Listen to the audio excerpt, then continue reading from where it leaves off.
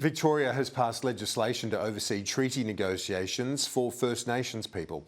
The independent body will work as an umpire to resolve disputes between the state government and Aboriginal Victorians. Let's go live to co-chair of the First Peoples Assembly, Marcus Stewart. Marcus, thanks so much for your time. How significant is this step? Pleasure for being here, Kieran. And I mean, it's historic, it's significant.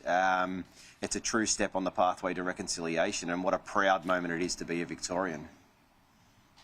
When you look at this process, are you trying to learn from similar processes seen internationally?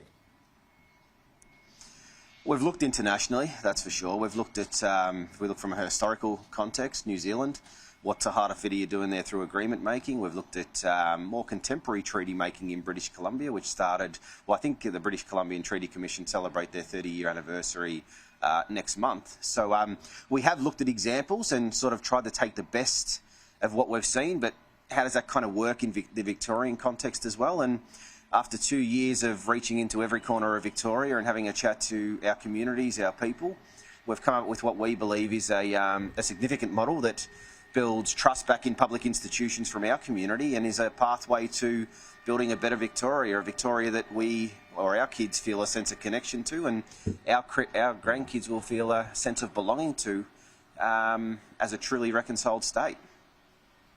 And Marcus, how does the treaty process in Victoria sit within the broader Uluru Statement from the Heart, in your opinion? We're seeing the progress made under the Albanese government towards a referendum. Where does it sit in relation to the broader reconciliation measures taken at a national level? I mean, it's a good question. There's a lot of parallels with what we're doing down here. Victoria is where the rubber hits the road. We have voice through the First Peoples Assembly of Victoria, which we were stood up back in 2019.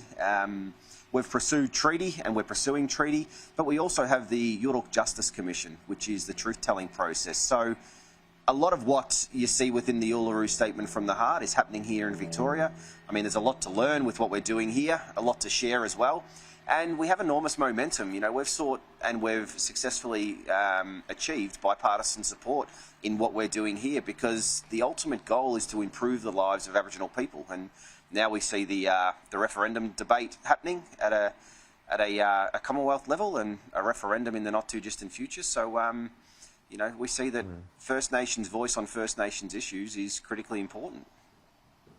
Co-chair of the First Peoples Assembly in Victoria, Marcus Stewart, thank you for your time. Appreciate it. No worries. Thank you. Have a great day.